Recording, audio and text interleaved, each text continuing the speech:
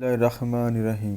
مشکلات سے نجات۔ رسول اللہ صلی اللہ علیہ وآلہ وسلم نے فرمایا کہ پریشانی مشکل کا وقت جو شخص آیت الکرسی اور سورہ بقرہ کے آخری آیتیں پڑھ لیا کرے، اللہ تعالیٰ اس کی پریشانی دور فرمائے گا۔ آپ نے یہ بھی فرمایا کہ جو شخص لا الہ الا انت سبحانک انی کنت من الظالمین پڑھے گا، اللہ تعالیٰ اس کی پریشانی دور فرمائے گا۔ غم، مشکلات اور پریشانی دور۔ آپ نے یہ بھی فرمایا کہ غم اور مشکل کے وقت یہ پڑھا کرو، اللہ ربی لا اشرک بہ شیئا، اللہ میرا رب ہے، میں کسی کو اس کا شریک نہیں ٹھہراتا ہوں۔ ان حضرت محمد صلی اللہ علیہ وآلہ وسلم پریشانی کے وقت یہ دعا پڑھا کرتے تھے،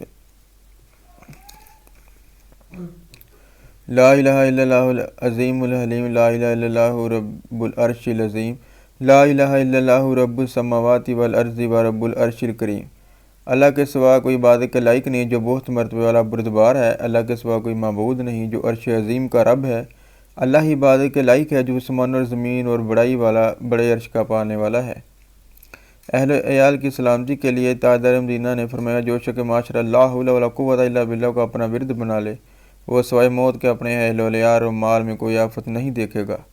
قرآن مجید میں بھی اس کلمے کی فضیلت بیان کی گئی ہے۔ مصائب سے بچنے کے لیے حضرت ابو ہریرہ رضی اللہ عنہ سے روایت ہے کہ رسول اکرم صلی اللہ علیہ وسلم نے فرمایا کہ تم مصائب سے بچنے کے لیے اللہ تعالیٰ سے اس طرح پناہ مانگو، اللہم انی اعوذ بک من الجہد البلاء ودرک الشقاء وسوء القضاء وشماتۃ الاعداء، الہی میں بلا کی مشقت، بدبختی کے آلنے سے، بری قسمت سے، اپنی مصیبت پر دشمنوں کے خوش ہونے سے تیری پناہ چاہتا ہوں۔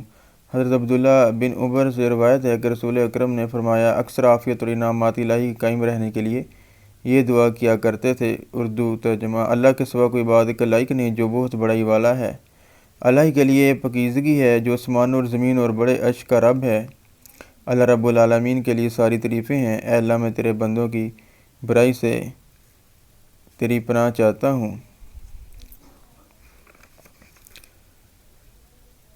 اللہ ہی مجھے کافی ہے، بہت اچھا کارساز ہے۔ اللہم آتنا فی الدنیا حسنۃ وفی الآخرۃ حسنۃ وقنا عذاب النار۔